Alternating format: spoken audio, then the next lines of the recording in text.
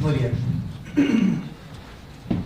Quiero comenzar agradeciendo, como corresponde, la invitación a tener esta ponencia y además aprovechar también para felicitar por la organización de este congreso, que me parece que está siendo de un nivel muy bueno, no solo en los profesores, que es esperable, sino sobre todo en los alumnos.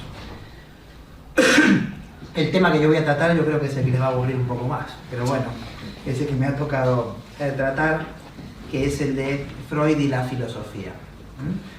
Digo que es el que les va a aburrir más porque es el menos filosófico de todos, evidentemente tratándose de Freud, pero veremos que hay más filosofía en Freud de lo que también a primera vista parece. De hecho, Freud se encuentra entre los autores que más fuertemente han influido la cultura contemporánea y la filosofía contemporánea dentro de ella, como los otros dos que Ricoeur llamaba maestros de la sospecha, Nietzsche y Marx.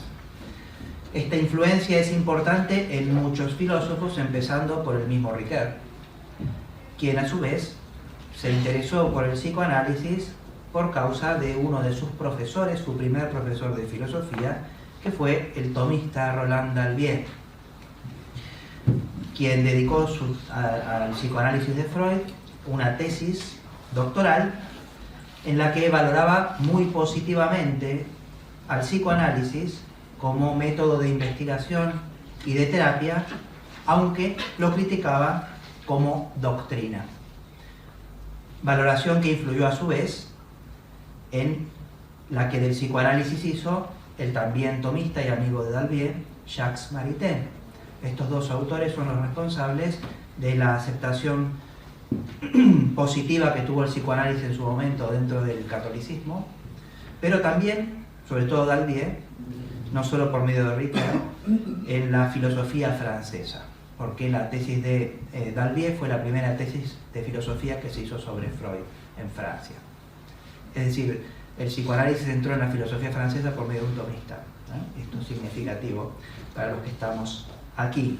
Y la tesis básicamente era que en Freud se podía distinguir su método de terapia útil y curativo de su doctrina, que, aunque contenía algunas intuiciones interesantes, era antropológicamente inaceptable. Además de esto, sin la influencia de Freud, evidentemente, como sabéis, sería incomprensible el pensamiento de autores como Marcuse y varios autores de la Escuela de Frankfurt, Foucault, Althusser, Derrida, etc. Es frecuente que los filósofos consideren a Freud como un científico genial e intuitivo, que sin embargo habría caído en gruesos errores filosóficos por la limitación del cientificismo del siglo XIX o por la ignorancia que él tenía de la filosofía, aunque también nos faltan críticas que por el contrario lo critican por el lado científico, por su falta de respeto al método científico, como autores como Popper y Bunge, por ejemplo, que lo critican desde este punto de vista. Freud mismo se jacta de su desconocimiento y falta de interés hacia la filosofía, como en el siguiente pasaje de su autobiografía que voy a leer ahora mismo. Este pasaje no es una rareza, sino que Freud con frecuencia dice que él no sabe mucho de filosofía, ni tiene capacidad para ella. Dice así: aún donde me he distanciado de la observación, he evitado cuidadosamente aproximarme a la filosofía propiamente dicha. Una incapacidad constitucional me ha facilitado mucho esa abstención. Siempre fui receptivo para las ideas de Fechner, y en puntos importantes me he apuntalado en este pensador. Las vastas coincidencias del psicoanálisis con la filosofía de Schopenhauer, no solo conoció el primado de la afectividad y la eminente significación de la sexualidad, sino aún el mecanismo de la represión, no pueden atribuirse a una familiaridad que yo tuviera con su doctrina. He leído a Schopenhauer tarde en mi vida. En cuanto a Nietzsche, el otro filósofo cuyas intuiciones e intelecciones coinciden a menudo de la manera más asombrosa con los resultados del psicoanálisis, lo he rehuido durante mucho tiempo por eso mismo. Me importa mucho menos la prioridad que conservar mi posición imparcial. Este es el testimonio que Freud mismo da de su relación con la filosofía. Freud trata de mostrarse como un empírico empedernido, poco interesado en este área del saber. Sin embargo, no haríamos bien si nos tomáramos en serio estas declaraciones y otras semejantes. Freud es un autor con una sospechosa mala memoria. Por el contrario, Freud poseía desde su adolescencia una amplia cultura filosófica, que es imposible pensar que no lo haya influido en la elaboración de sus teorías y en particular de aquellas con mayor significación filosófica. Si Freud no miente descaradamente, haciendo una interpretación benévola de su amnesia aparente, como mínimo ha descuidado pensar en el fenómeno que él mismo denomina como criptomnesia, es decir, la influencia inconsciente de experiencias olvidadas, como señala el filósofo francés Michel Onfray. Este mismo filósofo dice lo siguiente, cito: Freud leyó mucho, sobre todo filosofía, pero como no quiere decir qué, cuándo, cómo, ni revelar las fuentes, las influencias, sus relaciones con tal o cual pensador, debemos proceder a la manera de arqueólogos y buscar por doquier los afloramientos, rastrar huellas y sobre todo encarar excavaciones donde parezca que el filósofo Freud tomó préstamos de la filosofía para construir su visión del mundo, recubierta con el bello atuendo de la ciencia. Fin de la cita. En efecto, por su propia correspondencia juvenil, sabemos que a los 18 o 19 años, Freud había leído como mínimo la Ética Nicomaquia de Aristóteles, al pensador escocés Thomas Carlyle, a Goethe, su autor favorito, un autor que cita casi 90 veces en toda su obra, especialmente, ordinariamente son palabras del Fausto de Goethe y sobre todo de Mefistófeles. Estas son las palabras que ordinariamente cita de Goethe. En vida Freud recibió pocos premios. Uno de los pocos fue el premio Goethe, que es un premio de literatura. A los hegelianos de izquierda, David Strauss y Ludwig Feuerbach, y a Friedrich Nietzsche. Esto hacia los 18 o 19 años. La influencia de estos dos últimos, es decir, Feuerbach y Nietzsche, es capital. De Feuerbach declara en 1875, es decir, a los 19 años, que es literalmente, cito casi, el que más venero y admiro entre todos los filósofos, dice Freud de Feuerbach, al que aparentemente, según estudios, dedicó un año entero a leer prácticamente toda su obra, por esa época que estábamos hablando. Freud habría leído prácticamente casi todo Feuerbach. De Nietzsche, que solo era 12 años mayor que Freud, es un lector temprano y apasionado. Como consecuencia de estas influencias, Freud se vuelve un materialista y un ateo militante. A pesar de que querría estudiar filosofía en la universidad, por motivos económicos decide estudiar medicina. Sin embargo, durante sus estudios de medicina, se apunta a varios cursos no obligatorios de filosofía dictados por el célebre filósofo Franz Brentano. Con Brentano, Freud y su amigo Joseph Panet, un admirador de Nietzsche, entablan una cierta relación de discipulado. Lo visitan en su casa y lo consultan sobre distintos temas de filosofía, y Freud llega a concebir la idea de doctorarse en filosofía bajo su dirección, como resulta de la correspondencia de Freud. Cito a Freud: con él, Brentano, hemos, yo y Panet, tramado una relación más estrecha. Le enviamos una carta con objeciones, él nos invitó a su casa, nos la refutó, pareció interesarse por nosotros, etc.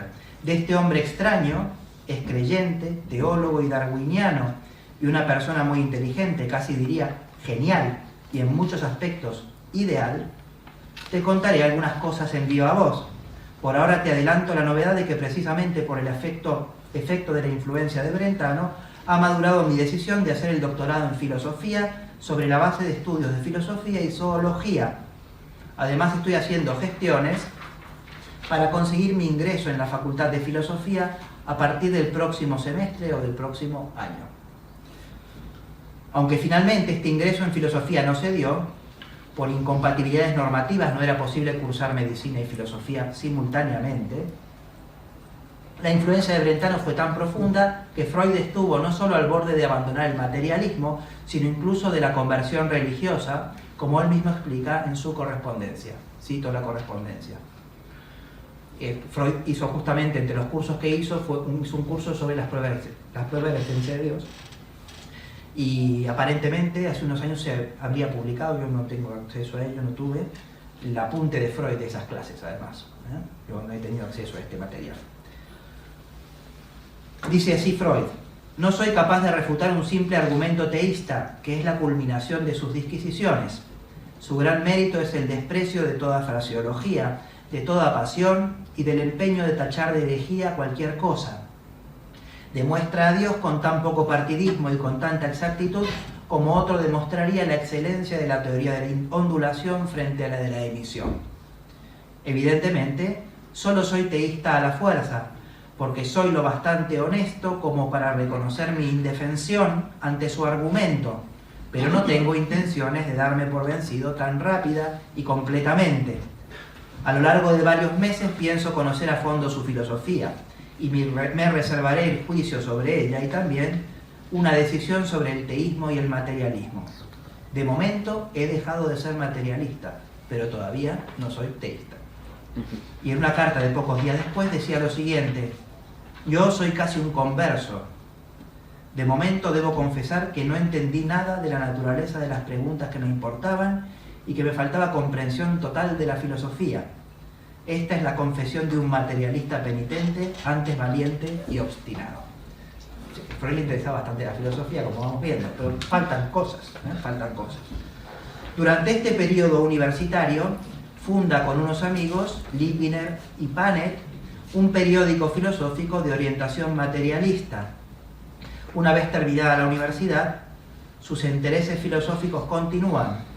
Por un lado, tradujo un tomo de las obras de Stuart Mill al alemán, en la edición dirigida por el filósofo Theodor Gompers, trabajo para el que fue probablemente recomendado por el mismo Brentano. De hecho, aparentemente fue por medio de Brentano que conoció a Joseph Breuer, el creador del método catártico, por el cual Freud empezó a crear el psicoanálisis.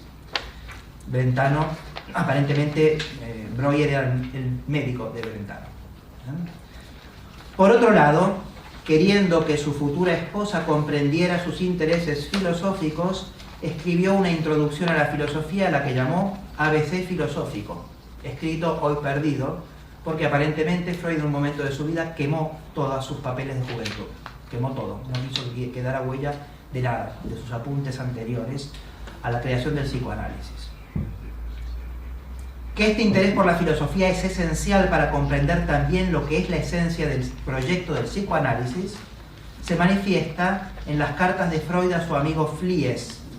Fliess es el amigo, un ginecólogo, al que le escribió a finales del siglo XIX, entre 1895 y 1900, cuando publica La interpretación de los sueños, cuando creaba el psicoanálisis.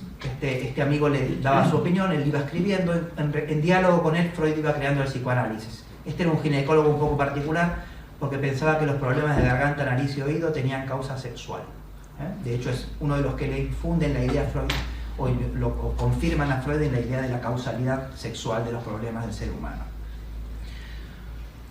Entonces, en estas cartas aparecen varios datos interesantes. El primero que me interesa resaltar es que el nombre que inicialmente Freud había pensado para el psicoanálisis es el de metapsicología, construido evidentemente sobre el de metafísica. Cito dos textos de dos cartas de Freud. Dice en una de ellas, que es más de 20 años posterior de las que hemos leído de juventud. Freud funda el psicoanálisis después de los 40 años, muy mayor. A propósito, quería preguntarte seriamente si crees que puedo adoptar el nombre de metapsicología para mi psicología que penetra tras la conciencia. Y en otra carta dice, mi hijo ideal, mi hijo problema, la metapsicología. Evidentemente es un término acuñado sobre metafísica y Freud lo sabe muy bien. Una vez creado el psicoanálisis, la palabra metapsicología pasa a significar la parte teórica del psicoanálisis, más alejada de la clínica del psicoanálisis, pero es significativo que este fuera el nombre inicial pensado por Freud para el proyecto de su vida, porque revela su alcance filosófico último. El segundo dato es que Freud le dice a Fliess que su paso de la medicina, Freud era neurólogo de especialidad, a la psicología, mediante el psicoanálisis, es un regreso a su propósito originario, que era la filosofía. Dice así: veo cómo has emprendido el largo rodeo a través de la medicina para materializar tu primer ideal, la comprensión fisiológica del hombre. Tal como yo, abrigo secretamente la esperanza de alcanzar por la misma vía mi objetivo original, la filosofía. Esto es explícito. Y en otra carta, del mismo año, 1896, Freud dice esto: en mi juventud no conocí más, aquí tiene 40 años cuando dice esto Freud, en mi juventud no conocí más anhelo que el saber filosófico, anhelo que estoy a punto de realizar ahora cuando me dispongo a pasar de la medicina a la psicología. Llegué a ser terapeuta contra mi propia voluntad. O sea, está bastante claro. Estas confesiones de Freud a su amigo íntimo, justamente en los años en que está creando el psicoanálisis, reaparecen públicamente, aunque de manera enmascarada, porque no se menciona explícitamente la filosofía, pero las palabras son las mismas, en una obra suya de muchos años después, de madurez, que se llama ¿Pueden legos ejercer el psicoanálisis? Obra en la que Freud sostiene que no es necesario ser médico para ser psicoanalista, porque el psicoanálisis no es medicina, y ni siquiera mera terapia, sino la base o fundamento de la psicología.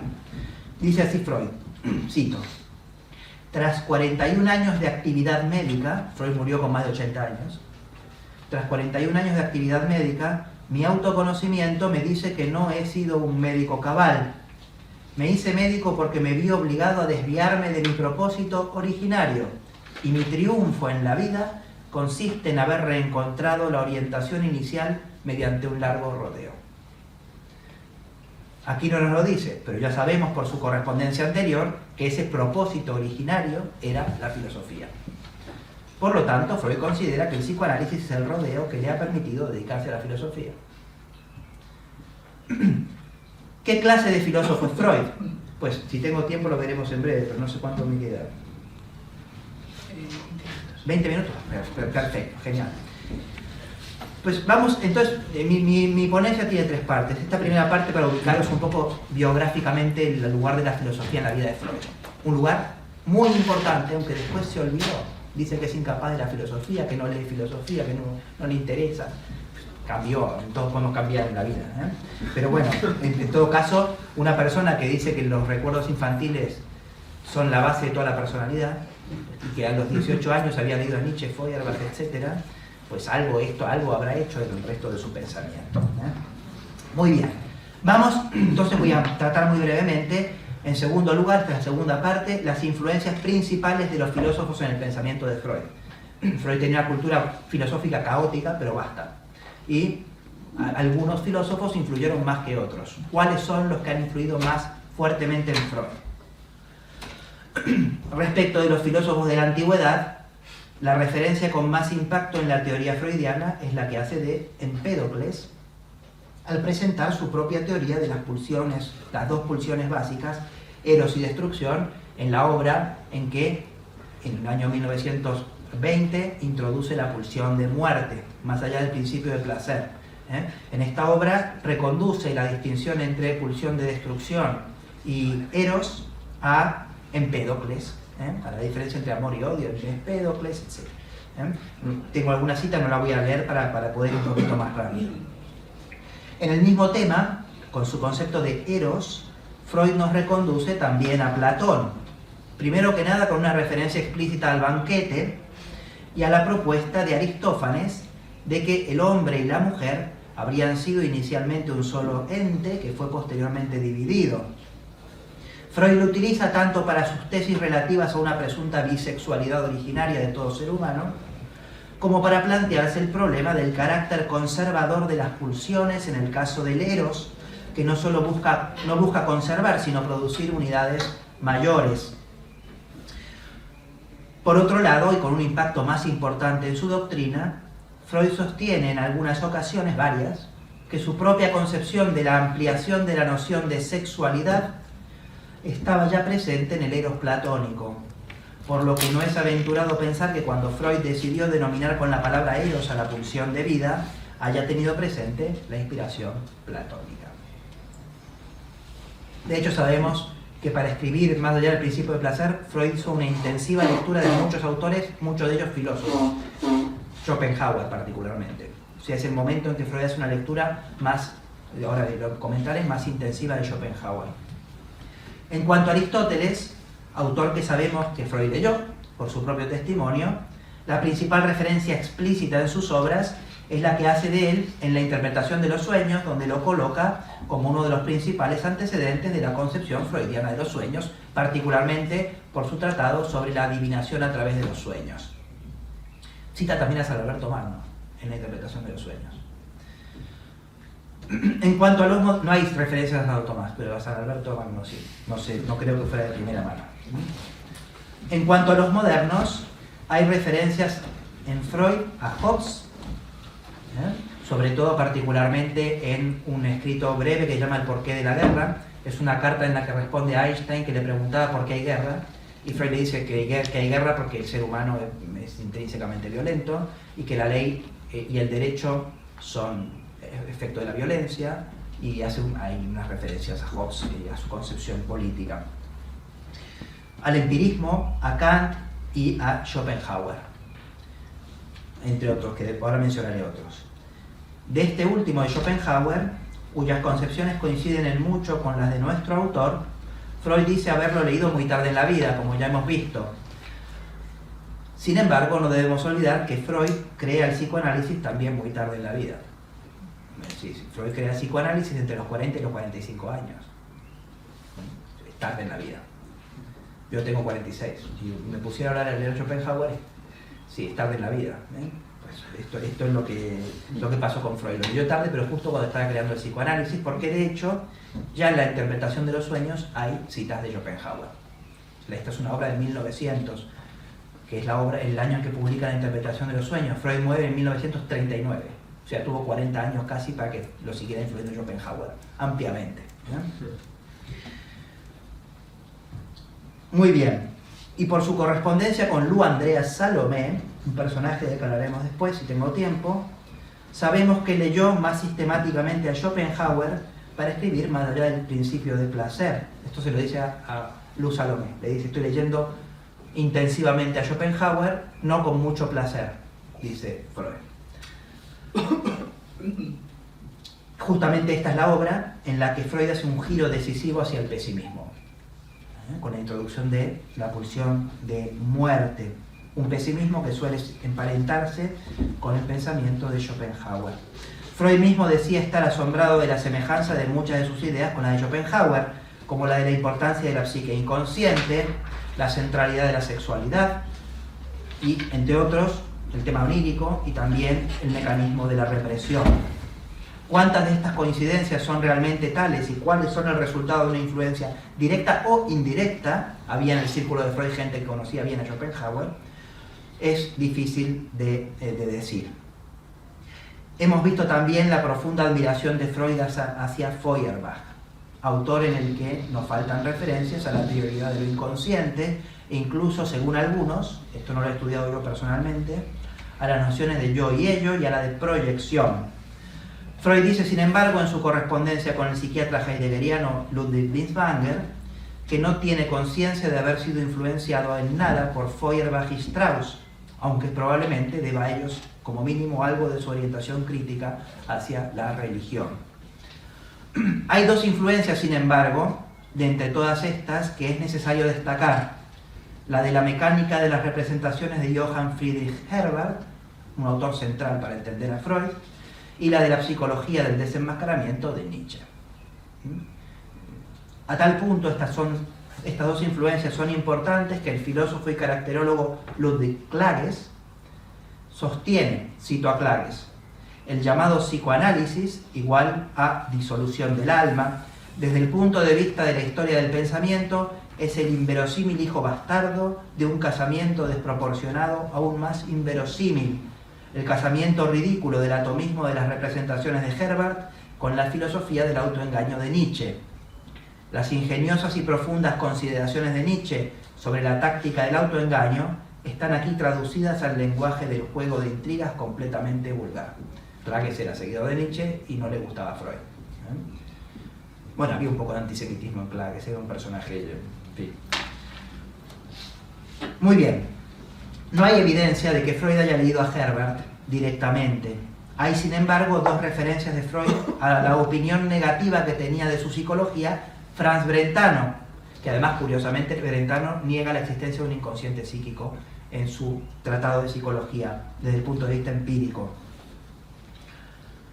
El hecho de que Freud lo mencione indica que al menos tenía alguna idea de los principios de su psicología, muy influyente todavía en su ambiente.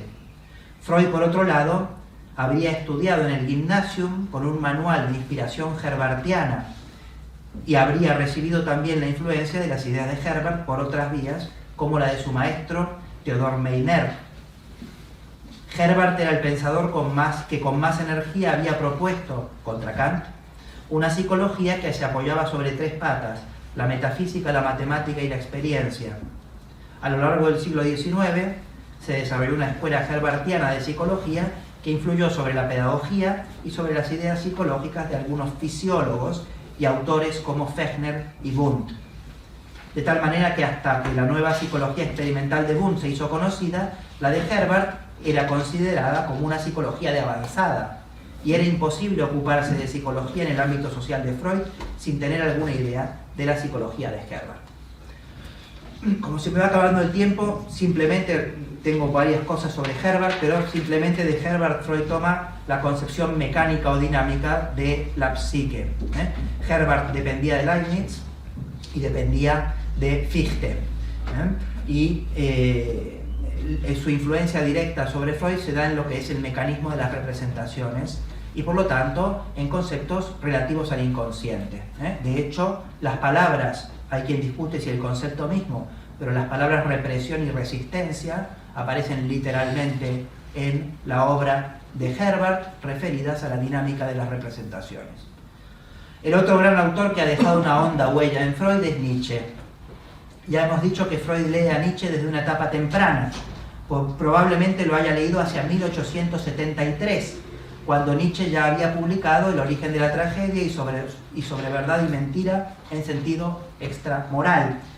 Hasta la fundación del psicoanálisis, que se da entre 1895 y 1900, Freud tuvo muchos años para seguir casi desde el comienzo gran parte de las obras de Nietzsche.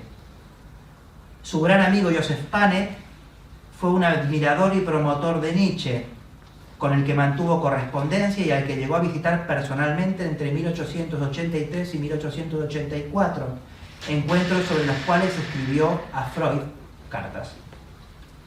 Además de Panet, el otro nexo personal de Freud con Nietzsche fue la filósofa y psicoanalista Lou Andreas Salomé, que cualquier persona que conoce a Nietzsche sabe de quién se trata. Nietzsche llegó a ofrecerle matrimonio, ella lo rechazó, porque era más cínica que Nietzsche. Esta era una mujer de cuidado, Lou Salomé, que también tuvo una influencia importante en el último Freud, sobre todo en su concepto de narcisismo. Nietzsche tuvo una influencia profunda y amplia sobre el pensamiento de Freud. El proyecto de un psicólogo que encontrara detrás de lo aparentemente más elevado en el hombre una manifestación de su estado de salud es explícito en Nietzsche. La valoración de los instintos y de lo inconsciente se encuentra en Nietzsche. El intento freudiano de derivar la moral y la religión como síntomas de la represión se aproxima mucho al proyecto nietzscheano.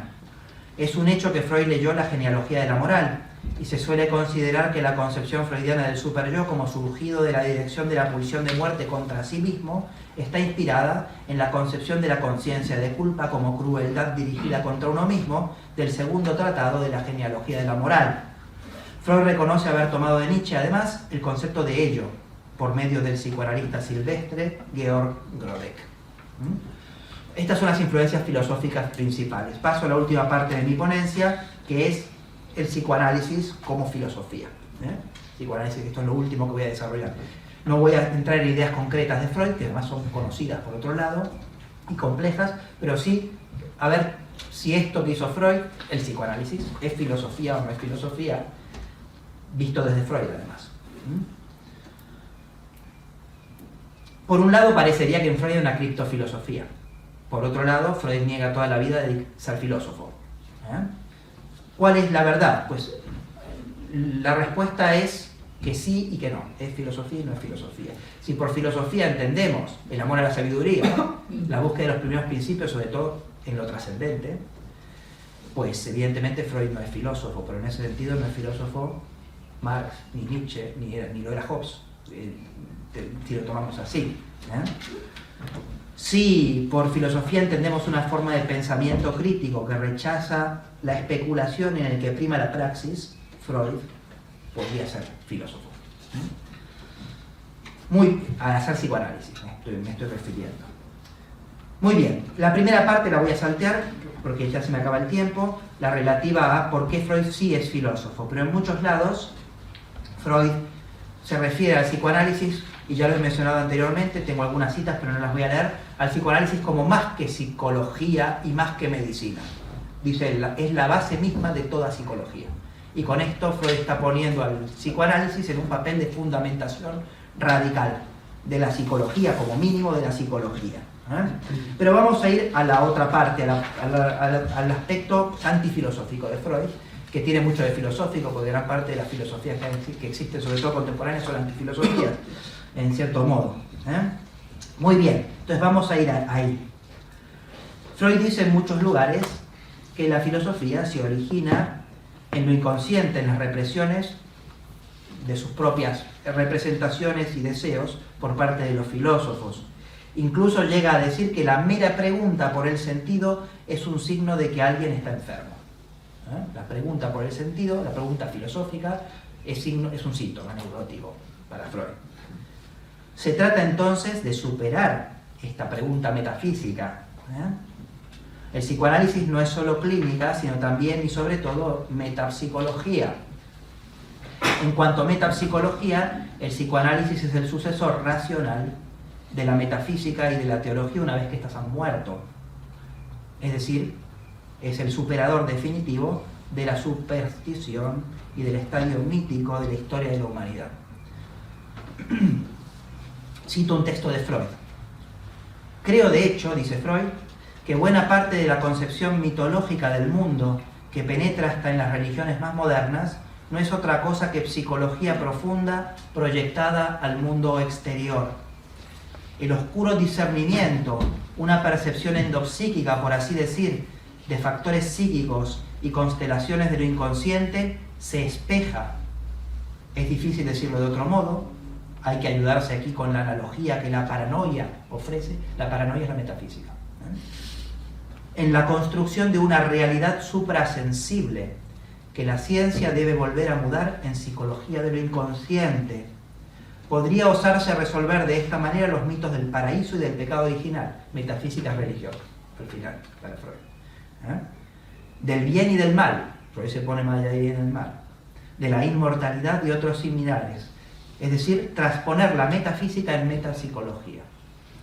Así explica estas palabras el filósofo y psicoanalista francés Assun. La metapsicología, desmarcándose de su doble, la metafísica, trata de fijar sus diferencias de objeto y de campo para captar su especificidad.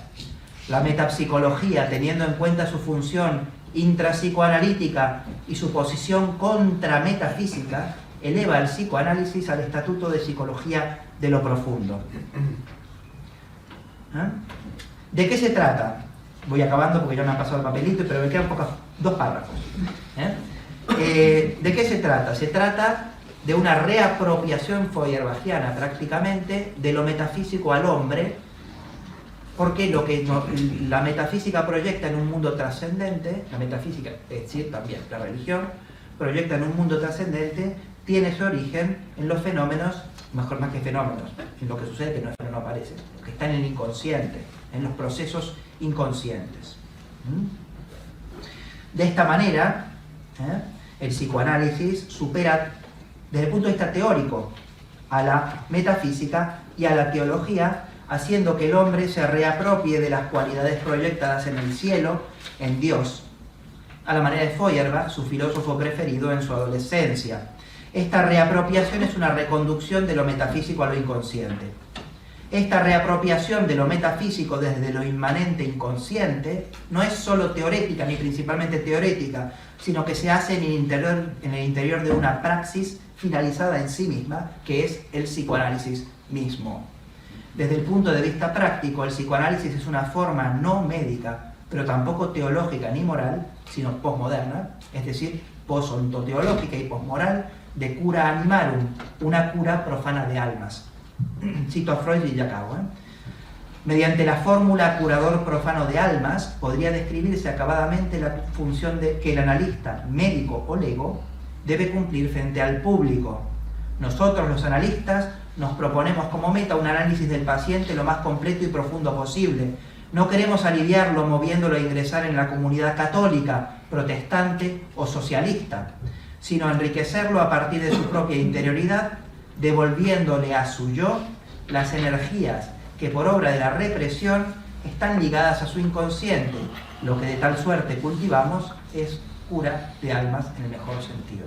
La reapropiación de lo metafísico a lo inmanente en Freud se da por la recuperación de lo inconsciente a lo consciente. Una vez que lo inconsciente se hace consciente, la religión no es más necesaria. La moral tampoco lo es. Bueno, con esto acabo. Muchas gracias.